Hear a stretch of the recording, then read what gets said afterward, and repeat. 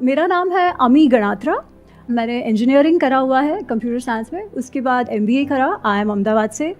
15 वर्ष जॉब करा, 4 कॉन्टिनेंट्स में रही, बहुत सारे देशों में काम किया। और 2020 में जब मैं वापस भारत आई तो फिर जो पढ़ा था उस पर लिखने का अवसर मिला। तो महाभारत अनरावल्ड करके जो पहली पुस्तक है वो लिखी, बहुत अच्छा रिस्पॉन्स रहा, सबने बहुत सराहा। उसके पश्चात रामायण अनरावल्ड लिखी। महाभारत से जो हमारी यंग जनरेशन है वो क्या सीख सकती है, इन द सेंस कि अभी तक जो लोग हैं उनके माइंड में क्या इमेज बनी हुई है महाभारत की, और आपने जब ये लिखा और संस्कृत में आपने इसका अध्ययन किया तो ऐसा आपने क्या अलग देखा जो कि प्री कंसीव नोशंस है लोगों के, उससे बिल्कुल ही अलग है? कुछ एग्जांपल्स आप देना चाहेंगे? ठीक है, तो सबसे पहला मैं प्रश्न पूछती हूँ, महाभारत का युद्ध है वो क्यों हुआ? एनीबडी जो भी बोलना चाहते हैं हाथ ऊपर करो और माइक लेकर के बोल दो। हाँ, माइक दे दो उनको। वाणी की निर्लज्जता। हाँ, जैसे द्रौपदी ने कहा था। क्या कहा था? अंधे का पुत्र अंधा। बहुत बढ़िया। द्रौपदी ने कहा अंधे का पुत्र अंधा, इसीलिए दुर्योधन के ईगो को लग गई, अहंकार चुभ गया और उसके बाद युद्ध हुआ। अगर ये बात सही है तो मुझे एक बात बताओ, लाक्षागृह में जब पांडवों को और कुंती उनके माताजी के साथ जब जलाने का प्रयत्न हुआ तब तो द्रौपदी थी ही नहीं, तो क्यों प्रयत्न किया था दुर्योधन ने? मारने की इच्छा तो उसकी तब से थी ना। द्रौपदी कहाँ आई? उससे भी पीछे जाते हैं। जब पांडव वन से आते हैं पांडु की मृत्यु के बाद, तब भीम को विष दे के मारने का प्रयत्न किया जाता है, तब द्रौपदी कहाँ थी? तो क्या द्रौपदी के कारण ये द्वेष दुर्योधन के मन में आया? पर हम बहुत ही सुलभता से मान लेते हैं कि द्रौपदी ने ऐसे कह दिया, मेल ईगो हर्ट हो गया, सही हो गया युद्ध, क्योंकि दुर्योधन में तो अच्छाइयाँ भी है, ये तो बेचारे को गाली दे दी तो कोई मानेगा क्या? और सभी को लगेगा देखो हमको कोई गाली देगा तो हम चुप बैठेंगे क्या, है ना? फिर हमारे में और एक कहावत है, युद्ध क्यों होता है? जर जोरू जमीन के कारण। यहाँ जोरू मिल गई, जोरू मिल गई तो उस पर थोप दिया। बहुत आसान ना? क्यों? क्योंकि हमें अपने अंदर नहीं देखना पड़ता कि इशू क्या है, हम किसी और को आराम से ब्लेम कर सकते हैं। दोषारोपण किसी के सर पे मढ़ना बहुत सुलभ है, क्योंकि जब हम एक्चुअल महाभारत के अंदर जाए ना, तो आपको एक बात बताऊं, अंधे का पुत्र अंधा ये महाभारत के कोई भी मैन्यूस्क्रिप्ट में नहीं है, ऐसा कुछ हुआ ही नहीं है। ये सब जो वो मसाला डालते हैं ना, वैसा वाला मसाला है, ये फिक्शन है।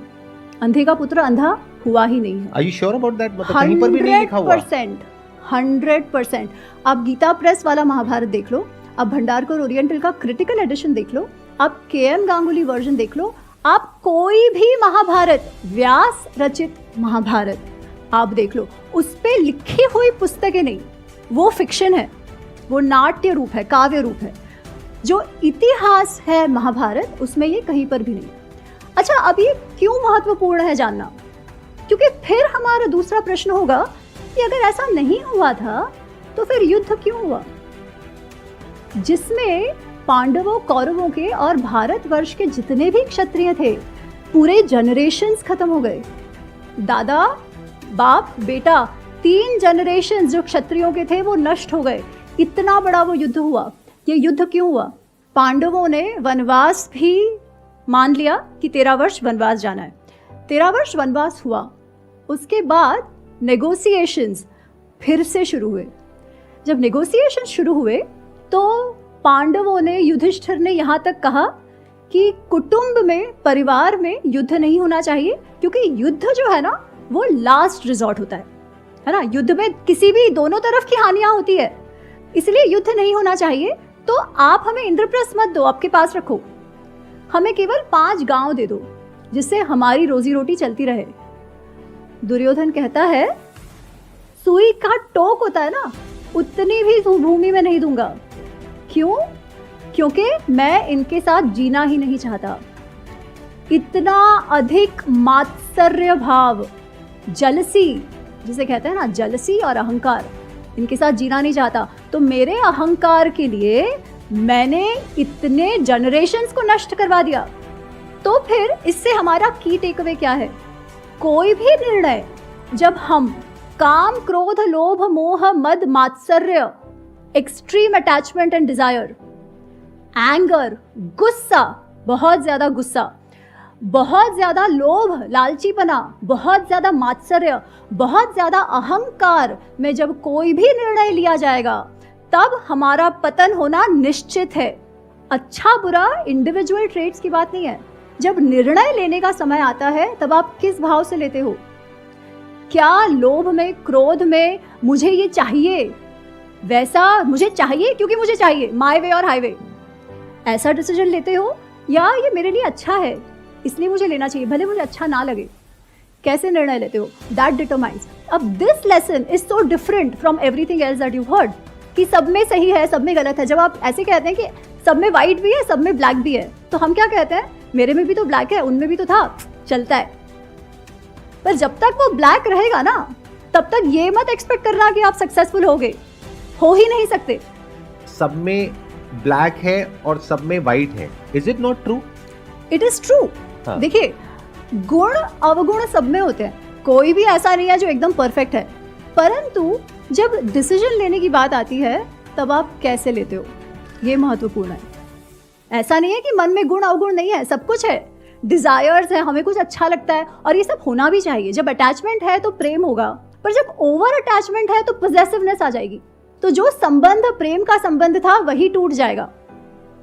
सेम भाव जब अति हो जाता है तब, इसलिए कृष्ण कहते हैं मन को संयम में रखो।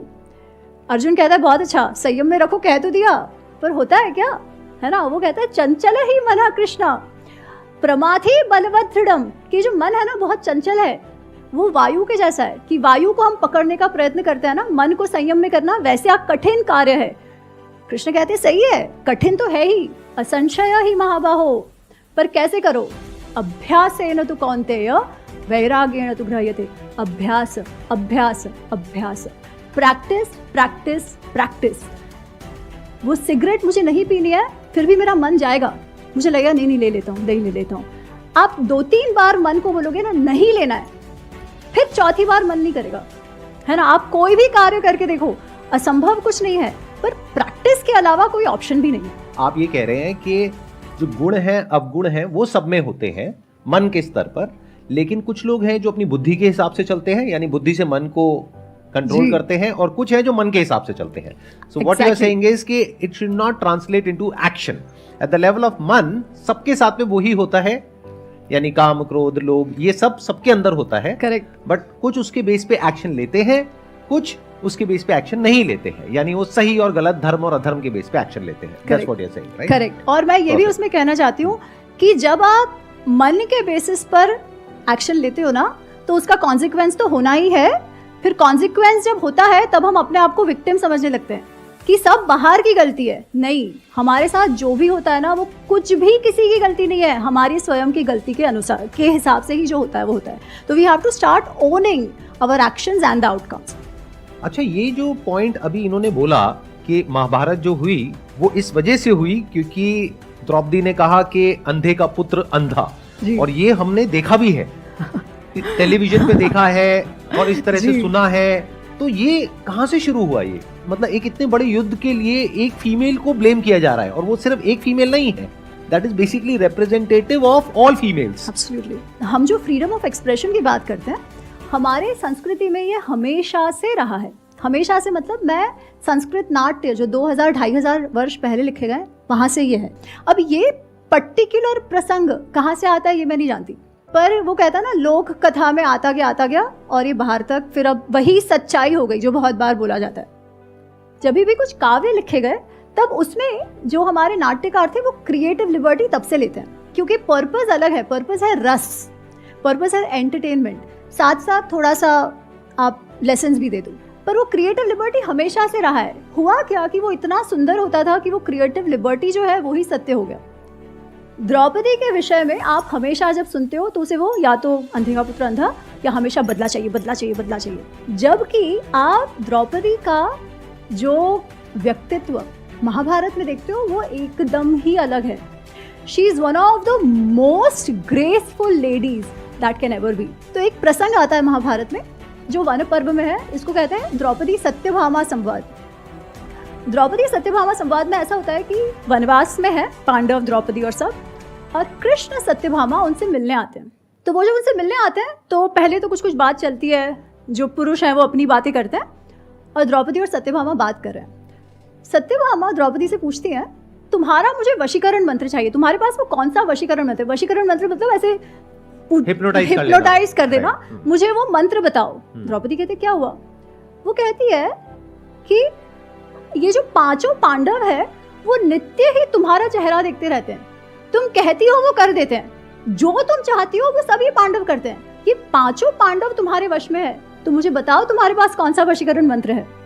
द्रौपदी कहती है, सत्या कोई वशीकरण मंत्र नहीं है, पर तुम्हारी बात सच है कि मुझे पांडव बहुत मान सम्मान देते हैं, मुझसे बहुत प्रेम करते हैं। उसका कारण है मैं अपना जीवन कैसे जीती हूँ। और द्रौपदी जब वो इंद्रप्रस्थ की जब महारानी थी तब अपने रोल का वर्णन करती है। It is one of the most beautiful chapters of Mahabharat. Unfortunately इसके विषय में बात नहीं होती। वो कहती है मैं सबसे पहले उठ जाती हूँ, जो भी कार्य राजमहल के अंदर होता है, क्योंकि बहुत सारे लोग, लाखों की संख्या में लोग खाने पीने आते थे, उन सब के लिए हजारों की संख्या में सेवक सेविकाएं होती थी। वो कहती है उन सब का नाम मैं जानती थी, वो सब ने कितना कार्य किया है वो मैं जानती थी, उन्होंने खाया पिया है कि नहीं वो भी मैं जानती थी। वो कहती है युधिष्ठिर जब यात्रा पे जाते हैं तब उनके साथ कितने घोड़े, कितने हाथी, कितना वेल्थ, गिफ्ट्स वगैरह जो जाते हैं दूसरे राजाओं के लिए, वो कितना गया वो और किसी को नहीं मालूम, एको अहम अपि वेद्मि, केवल मैं ही जानती हूँ। वो कहती है इंद्रप्रस्थ की जो तिजोरी है ना, जो खजाना है, जो वेल्थ है, वो ऐसी है कि किसी को मालूम ही नहीं, इतनी पूरी समुद्र जितना रत्न उसमें भरे हुए हैं, पर क्या आया क्या गया, पूरा transparency of the treasury, she says मेरे अलावा किसी को भी नहीं है। आप सोचो उस स्त्री पर कितना विश्वास था पांडवों का कि finances of the kingdom is what she knows, और मेरा काम मैं इतनी निष्ठापूर्वक निभाती थी तब भी, while taking care of my family members, बच्चा, सासू, everybody, इसीलिए पांडव मुझे इतना भाव देते हैं। This is the character of a lady in इतिहास। ऐसी स्त्री को हम बिचारी कहते हैं। ऐसे समाज को जहाँ स्त्री को इतना स्टेटस मिला हुआ है, जहाँ फिनेंसेस भी वो देखती है, उस समाज को हम स्त्री द्वेषी कहते हैं। और इतिहास ना जानने के कारण हम हमारे ही समाज को कैसा समझने लगे हैं, उसका उदाहरण आपके सामने है। इसीलिए इतिहास को इतिहास के रूप में जानना अत्यंत आवश्यक है और बिल्कुल भी कठिन नहीं है। ये सारी पुस्तकें हैं, केवल हमें उन्हें पढ़ना है और हमारे इतिहास को, हमारे अपने आप को जानना है। हम जैसे सीता और द्रौपदी की बात करते हैं, संदीप सर के मैंने 3-4 वीडियोस देखे थे एंड मतलब पिछले 3 साल से मेरी खुद की लाइफ में वो चल रहा था कि मेरी लव मैरिज थी, 8 साल के बाद हमारी शादी हुई थी, पर मेरे हस्बैंड को ब्रेन हेमरेज हो गया 2020 में और अभी भी वो पैरालिसिस ही है उनको। तो जैसे सीता और द्रौपदी 2 कैरेक्टर्स हमारे दिमाग में रहते हैं और मैं भी हिस्ट्री की स्टूडेंट थी, LSR से पास्ड आउट थी, मेरा खुद का NGO है और क्योंकि कहते हैं जो काम आप करते हैं बाहर वही काम आपके घर में आ जाता है। मैं विकलांग बच्चों के लिए काम करती थी और वही विकलांगता मेरे घर में आ गई। तो मेरा क्वेश्चन आपसे ये है, जैसे जब ये सब कुछ होता है तो आपकी फैमिलीज़ बहुत आसानी से आपको छोड़ के चली जाती हैं, जैसे आपने कहा कि कर्मा है ना। जब हम कर्म की बात कर रहे हैं, हम ऐसा कैसे सोच सकते हैं कि हमें इस एज में ये हमारे कर्मों का फल है, क्योंकि मुझे इस जन्म में ऐसा कुछ कर्म याद नहीं आता है कि मैंने ऐसा कुछ किया हो। और मेरा संदीप सर से भी एक क्वेश्चन है कि जैसे आप मोटिवेटेड रहने की बात करते हैं, it's been from last 3 years मैं कोशिश करती हूँ कि मोटिवेटेड रहूँ और अब तो शायद ऐसी पारिवारिक स्थितियाँ हो जाती हैं जब मम्मी पापा कहते हैं कि उनको छोड़ दो, कब तक ऐसे चलेगा या कब तक ऐसी लाइफ रहेगी, क्योंकि मेरी एक छोटी बिटिया भी है। और ब्रेन हेमरेज के बाद ऐसा होता है कि वो शायद कभी रिकवरी नहीं होता है, क्योंकि स्ट्रोक में रिकवरी के चांसेस होते हैं, विदिन 6 months आप चल फिर सकते हैं, पर हेमरेज के बाद शायद ऐसी स्थिति होती है कि वो पैरालिसिस कभी रिकवर नहीं होता है। सीता अपने हक को छोड़ती है और वो देवी बन जाती है। मैंने अपने हक को छोड़ा, अभी हमारे इन लॉज वगैरह साथ नहीं रहते हैं। अगर द्रौपदी अपने हक की बात करती है तो ये बोला जाता है कि आप अपनी संपत्ति के लिए लड़ रहे हैं या आपने परिवार को तोड़ दिया, आपने विभाजन कर दिया। तो आपकी नज़र में, आपने इतना इतिहास पढ़ा है, आपने इतनी महाभारत रामायण बहुत सारी किताबें शायद आपने लिखी हैं, आपको क्या लगता है जीवन में आज के आधुनिक भारत में क्या सीता की भूमिका निभाना सही है या द्रौपदी की तरह अपने हक के लिए लड़ना सही है? अगर आप द्रौपदी बनते हैं, आप खुद भी बहुत मेंटल ब्रेक थ्रू से जाते हैं जो ऑलरेडी आपकी लाइफ में चल रहा है, और अगर आप सीता बनते हैं, आप सब कुछ छोड़ देते हैं, तो क्या उस लाइफ को बहुत लॉन्ग टर्म निभाना संभव है? सबसे पहले तो मैं आपसे कहना चाहूँगी कि आप में बहुत शक्ति है एंड आपके शक्ति को नमन है। जहाँ तक मैंने देखा है, कर्म ना बहुत ही कॉम्प्लेक्स सब्जेक्ट है। ऐसा नहीं है कि कल हो गया और आज उसका इफ़ेक्ट दिखता है। ऑल्सो जो हम देखते हैं, जिसे हम बुरा मानते हैं, वो ज़रूरी नहीं है कि बुरा है, उस टाइम फ्रेम के लिए तो है, but we don't know what's going on behind that, right? पर आपको एक बात बताती हूँ, द्रौपदी या सीता माँ, उन दोनों के ही जीवन में हक छोड़ा, हक रखा, ये सब नहीं है। तकलीफ़ें तो आई थी, जो नहीं आनी चाहिए थी वो भी आई थी, जो हम जितना देखते हैं दे डिडंट डिजर्व, बट जो भी आया that is one thing that they did not lose, जिसके कारण हम दोनों को ही आज मानते हैं। That is the sense of कर्तव्य भाव and the sense of grace. Forget what stories we heard. परिस्थिति कोई भी हो, क्योंकि परिस्थिति पे हमारा कंट्रोल है ही नहीं, है ना, बिल्कुल भी कंट्रोल नहीं है। अच्छा होता है, बुरा होता है, ऐसी चीज़ें हो जाती है जो कभी सोचा ही नहीं था। Who do we blame for it? We don't know. आपकी परिस्थिति में ऐसे देखती हूँ कि आपके पति जो हैं, उनके जीवन के जो भी कर्मफल जो भी होंगे, उनको आपके साथ मिलवाया ही इसीलिए है ताकि जो भी आपका जो सामर्थ्य है वो उनके जीवन के लिए काम आए। अच्छा, अब इसके आगे क्या करना है वो आप प्रेशराइज मत होकर मत करिए, बिकॉज आप पर आपकी बेटी का भी कर्तव्य भार है, ठीक है? इसलिए क्या करना है वो आपको निर्णय करना है, पर आपके साथ ऐसा हुआ उसमें आप किसी को दोष मत दीजिए। वो इसलिए हुआ है क्योंकि कहीं ना कहीं पहली बात तो है, ऋणानुबंधन की एक बात होती है जो मैं बहुत सीरियसली मानती हूँ। पिछले जन्मों का कहो, जो भी कहो, जिनके साथ जितना समय जिस परिस्थिति में निभाना होता है ना, वो निभाना ही पड़ता है। जहाँ तक वो ऋणानुबंधन है वो रहता है।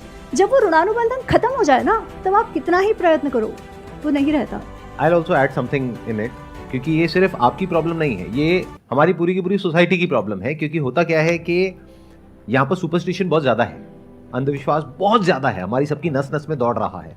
तो होता क्या है कि कहीं भी कुछ गलत होता है हमारे साथ में, तो हम कुछ ऐसी चीज़ों को ब्लेम करने लग जाते हैं जिसका दूर दूर तक उससे कोई कनेक्शन नहीं होता है। जैसे आपने जो कहा, मैं उसी बात को रिपीट कर रहा हूं। आपने क्या कहा कि मैं एनजीओ में काम करती थी जहां पर इस तरह के पेशेंट्स होते थे, और ये कहा जाता है, मुझे नहीं पता कौन कहता है ऐसा, बट जो भी कहते हैं कि जहां आप जिस तरह की सिचुएशंस में काम करते हो वैसे ही कुछ आपके साथ होने लग जाता है। ये सब बकवास है।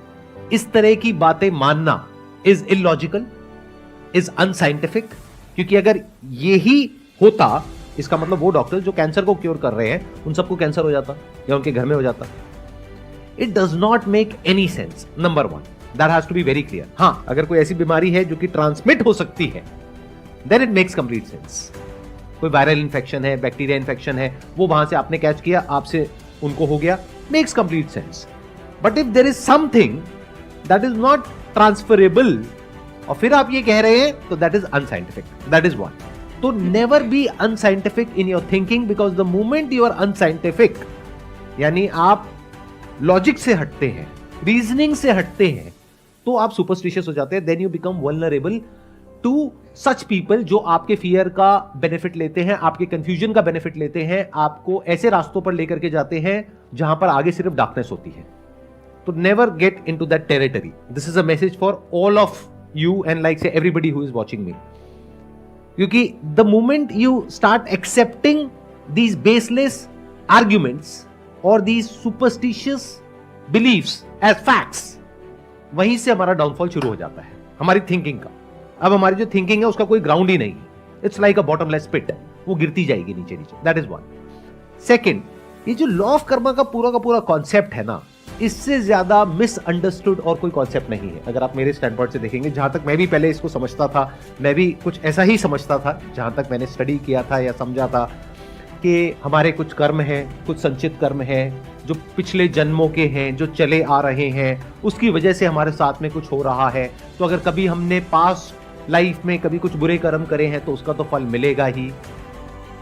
मेरे स्टैंड पॉइंट से आप देखेंगे, जो हो सकता है इनके स्टैंड पॉइंट से बिल्कुल अलग हो। जो एक करता है उसका असर सब पे होता है, और जो सब करते हैं उसका असर एक पर होता है। तो अपने आप को ब्लेम करना बिल्कुल छोड़ दो। इस गलतफहमी से बिल्कुल बाहर आ जाओ कि मैंने कुछ ऐसा किया जिसकी वजह से मेरे साथ में कुछ ऐसा हो रहा है, या उन्होंने कुछ ऐसा किया जिसकी वजह से उनके साथ में ऐसा हो रहा है। We can talk about it, we can debate about it. मैं आपको बताता हूं मेरा टेक क्या है, आप बताइएगा आपका क्या टेक है इसके ऊपर। मैं कैसे देखता हूं इस दुनिया को कि ये जो हमारे नोशंस हैं, अलग अलग जो रिलीजन्स हैं उनके अलग अलग नोशंस हैं।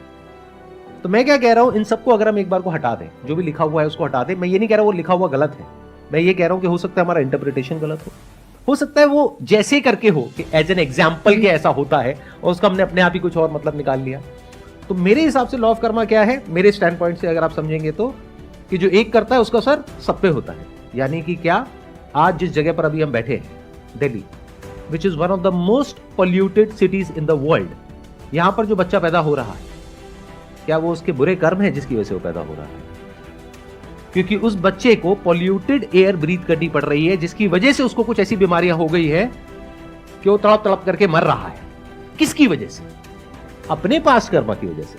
अरे नहीं, हमारी पूरी की पूरी सोसाइटी की वजह से, या पूरी ह्यूमैनिटी की वजह से, अगर और ब्रॉडली देखो तो। अब ये जो आर्ग्यूमेंट्स होते हैं ना, इसको हम बारीकी से नहीं देखते हैं, इस वजह से हम कंफ्यूज हो जाते हैं। और जैसे ही हम कंफ्यूज हो जाते हैं तो लोग आ जाते हैं हमको मिसगाइड करने के लिए, कि कुछ भी आपको बोलेंगे और फिर कहेंगे कि अच्छा ठीक है, आपको ये करना है, अब आपको वो करना है, ये कर्म कांड है, ये पहन लो, वो पहन लो, ये कर लो, वो कर लो, यहां चले जाओ, वहां चले जाओ, all that stuff, and then you are completely lost. जैसे बहुत सारे लोग ये समझते हैं कि जो भी हम करते हैं वो हमने कुछ किया होता है और एक बीज की तरह होता है जो हमने बोया, अब उसका फल मिल रहा है। तो जब सोसाइटी में कोई रेप होता है, उसके लिए किसको ब्लेम करोगे? उस इंसान को जिसके साथ में वो हो रहा है, क्योंकि पुराने जन्मों में उसने कुछ किया है। अगर ये लॉ ऑफ कर्मा की आपकी थ्योरी है तो अगर किसी के साथ में कुछ गलत हो रहा है तो क्यों हो रहा है, उसके पीछे बहुत सारे रीजंस हैं, और वो रीजंस बहुत ही ऑब्वियस हैं। उसमें किसी मिस्टिकल बात को उनको बीच में घुसाने की जरूरत नहीं है। यानी कि वहां पे लॉ एंड ऑर्डर की प्रॉब्लम है, जो जस्टिस सिस्टम है उसकी प्रॉब्लम है, कि अगर कोई गलत करता है तो उसको सजा मिलने में 20 साल, 30 साल, 50 साल लग जाते हैं। तो लोगों के अंदर उसका डर नहीं है लीगल सिस्टम का। क्रिमिनल्स होते हैं वो बच करके निकल जाते हैं। जो उस बच्चे की अपब्रिंगिंग है, जिसने ऐसा कुछ गलत किया, उसकी अपब्रिंगिंग में प्रॉब्लम है, एजुकेशन सिस्टम में प्रॉब्लम है, तो हम इन सबको ठीक नहीं करेंगे। हम क्या करेंगे, इसका एक ओवर सिंप्लीफाइड आंसर उठा करके लोगों को दे देंगे, क्योंकि उसको समझाने में भी मेहनत नहीं है समझाने वाले को, और समझने वाले को भी अपना दिमाग नहीं लगाना है। ग्लोबल वार्मिंग किसकी वजह से हो रही है? किसी एक की वजह से हो रही है, हम सबकी वजह से हो रही है। Why don't we take responsibility? Humanity की वजह से हो रही है। अच्छा, ग्लोबल वार्मिंग की वजह से अगर कहीं पर बाढ़ आती है, मान लेते हैं दुनिया के किसी पार्ट में आती है, जो आएगी फ्यूचर में, और वहां पर लाखों लोग मर जाते हैं, क्या उन लाखों लोगों ने कुछ गलत कर्म करे हैं जिस वजह से वो मर गए हैं? Does that make any sense to you guys? तो हो क्या रहा है, अगर ध्यान से समझोगे, ध्यान से ऑब्जर्व करोगे, कि इस पूरे यूनिवर्स में कहीं पर भी अलग अलग कहीं कुछ है ही नहीं। Everything is inter related and interconnected. तो जो भी एक इंसान कुछ कर रहा है, उसका डायरेक्टली या इनडायरेक्टली असर पूरी सोसाइटी पे आ रहा है। आज अगर आप अपने बच्चे की जिस तरीके से अपब्रिंगिंग कर रहे हो, देखने में लग सकता है कि उसका असर वहीं तक है, बट वो बच्चा आगे जाएगा सोसाइटी में, वो हो सकता है टीचर बनेगा या इंजीनियर बनेगा, डॉक्टर बनेगा, क्या उसका असर और आगे नहीं आएगा? अगर उसके अंदर एंगर है तो क्या वो एंगर, फ्रस्ट्रेशन या जो भी प्रॉब्लम्स है वो आगे ट्रांसफर नहीं हो जाएगी? तो क्या एक का असर सब पे नहीं आ रहा है? एक चेन नहीं बन रही है पूरी की पूरी? Can't we see that? Isn't it obvious? हम क्या करते हैं, इसका एक ओवर सिंप्लीफिकेशन निकाल देते हैं कि एक बच्चा है, उसने मान लो गुटखा खाने का डिसीजन लिया, तो उस बच्चे की गलती है। बच्चा मतलब 15-16 साल का, जहां पर यूजुअली ये सब चीजें शुरू होती हैं। अच्छा, उसकी गलती है सच में? क्या उसके अंदर इतनी बुद्धि है कि वो ये समझ पाए कि इसकी वजह से क्या होने वाला है आने वाले 20 साल बाद? तो क्या हम पूरा ब्लेम उस पर डाल सकते हैं, उसके कर्मों पर डाल सकते हैं? या फिर हम है सोसाइटी जहां पर के इस तरह की एड्स कर रहे हैं वो लोग जो आपके हीरो हैं, जिनके लिए आप लड़ने मरने कटने को तैयार हो जाते हैं, जिनके बारे में अगर मैंने नाम ले दिया तो आप लोग आकर के मुझे ही उल्टा बोलने लग जाओगे, जिनके बारे में आप कुछ सुन नहीं सकते हो, आपके सो कॉल्ड हीरो, वो जाकर के ऐसी चीजों की ऐड कर रहे हैं। तो क्या उस बच्चे को जो कैंसर हो रहा है उस गुटखा कंपनी की वजह से हो रहा है?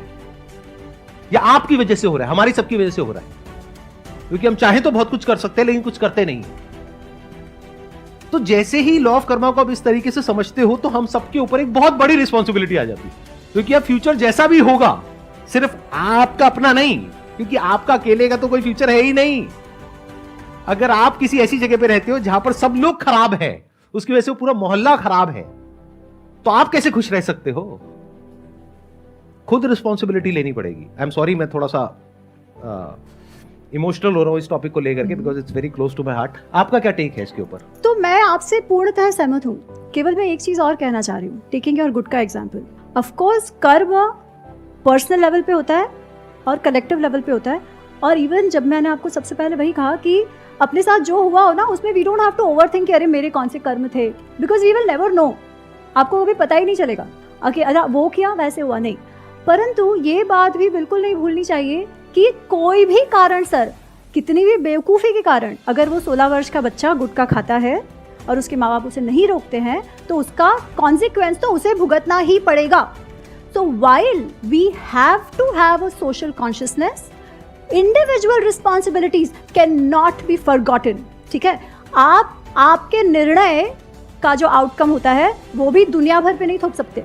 दुनिया पे तो असर होगी, बिकॉज एक का असर सब पे होता है, सबका असर एक पे 100%। पर आपके साथ जो हो भी रहा है या होगा, उसका कॉन्सिक्वेंस और आउटकम आप आउटसोर्स नहीं कर सकते। Few things are in your control. Few things are not in your control. तो जहां पे कंट्रोल नहीं है, हाँ, वहां पे हमें रिस्पॉन्सिबिलिटी भी नहीं लेनी मैं है। आपको वही कह रही हूँ, पर जहां पे कंट्रोल है वहां पे लेनी वहां पे तो लेनी ही पड़ेगी ना। Exactly. Let's give big round of applause for her. Thank you so much ji यहाँ पर आने के लिए। It was pleasure meeting you, pleasure talking to you. Thank you for sharing your knowledge.